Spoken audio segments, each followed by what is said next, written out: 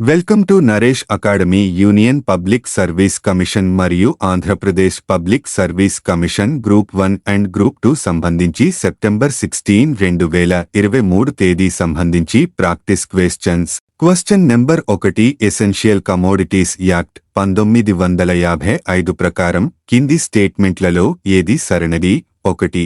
ఇది అవసరమైన వస్తువుల ఉత్పత్తి, పంపిణీ మరియు ధరలను నియంత్రించడానికి ప్రభుత్వానికి అధికారం ఇస్తుంది. 2. ఇది ఆహార పదార్థాలు మరియు వ్యవసాయ ఉత్పత్తులకు మాత్రమే వర్తిస్తుందా? 3. ఇది ప్రాథమికంగా నిత్యావసర వస్తువుల ఎగుమతిని ప్రోత్సహించేందుకు చట్టం చేయబడింది. 4. ప్రభుత్వం కనీస మద్దతు ధరను నిర్ణయించే విషయాన్ని ప్రత్యేకంగా ప్రస్తావించలేదు. జవాబు ఏ. వివరణ.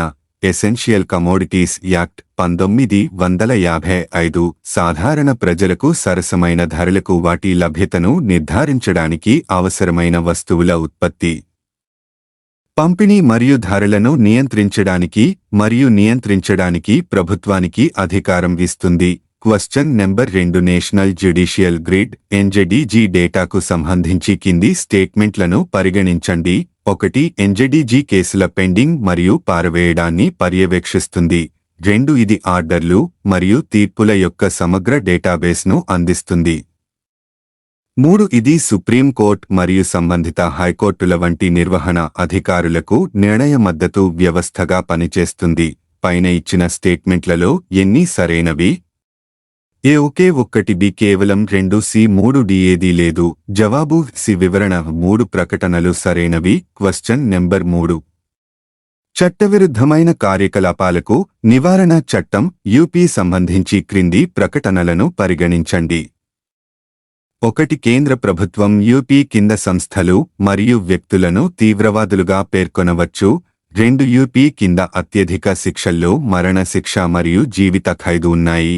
3. యూపీ ప్రకారం భారతీయ పౌరులపై మాత్రమే ఛార్జ్ చేయబడుతుంది. పైన ఇచ్చిన స్టేట్మెంట్లలో ఎన్ని తప్పులు ఉన్నాయి? ఏ. ఒకే 1. బి. కేవలం 2. సి. 3. డి. ఏదీ లేదు. జవాబు ఏ. వివరణ.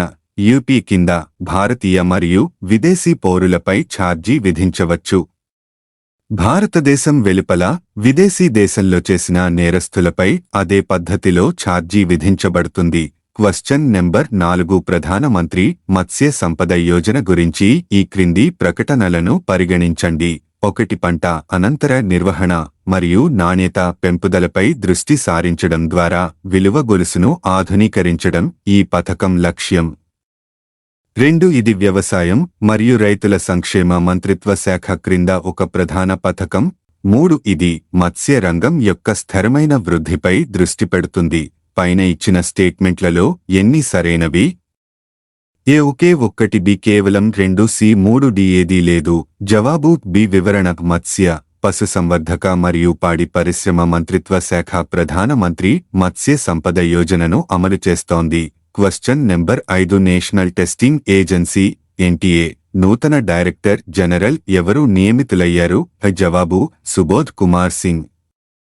Question number 6. రష్యా ఇటీవల చందమామ పైకి పంపిన ఏ ల్యాండర్ ప్రయోగం విఫలమైంది? జవాబు లూనా 25 వోస్తోక్ని కాస్మోడ్రోమ్ నుంచి సోయుజ్ ఫ్రిగెట్ రాకెట్ ద్వారా ఈ ప్రయోగం జరిగింది. చందమామ దక్షిణ ధ్రువంపై దిగేలా ఈ ల్యాండర్ను ప్రయోగించారు. Question number 7. భారతదేశం ఇప్పుడు చేపలు మరియు ఆక్వాకల్చర్ ఉత్పత్తిలో ప్రపంచంలోని ఎన్ని దేశాలలో ఒకటిగా ఉంది? జవాబు మొదటి 3 దేశాలలో ఒకటిగా. Question number 8. దేశంలోనే తొలిసారిగా ఏ రాష్ట్రం సొంతంగా ఇంటర్నెట్ సర్వీస్ను ప్రారంభించింది? జవాబు కేరళ. Question number 9. హార్వర్డ్ యూనివర్సిటీకి చెందిన ఆర్థిక శాఖ vice president, chief financial officer నియమితులైన భారతీయ అమెరికన్ మహిళార్థికవేత్త ఎవరు? జవాబు రీతూ కల్రా. Question number 10. ప్రఖ్యాత జర్మన్ పీస్ ప్రైజ్ను ఏ ప్రముఖ రచయితకు తాజాగా ప్రకటించారు? జవాబు సల్మాన్ రష్దీకి. Question number 11. ఏ గ్రహం మీద పరిశోధనల కోసం అమెరికా అంతరిక్ష పరిశోధనా సంస్థ నాసా పంపిన క్యూరియాసిటీ రోవర్ ఆ గ్రహ ఉపరితలంపై పురాతన పగుళ్లను తాజాగా కనిపెట్టింది? జవాబు అంగారకుడు. ఒకదాని తర్వాత ఒకటిగా వచ్చిపోయే తడి, పొడి ఆవర్తనాలకు సూచికలైన ఈ తరహా పురాతన పగుళ్లు జీవం పుట్టుకకు అత్యంత అనుకూలమని శాస్త్రవేత్తలు వెల్లడించారు. మీకు ఈ వీడియో నచ్చితే ప్లీజ్ లైక్, షేర్, కామెంట్ చేయండి. అలాగే @Naresh academy 5509 YouTube channel subscribe చేసుకోండి. Thank you one and all.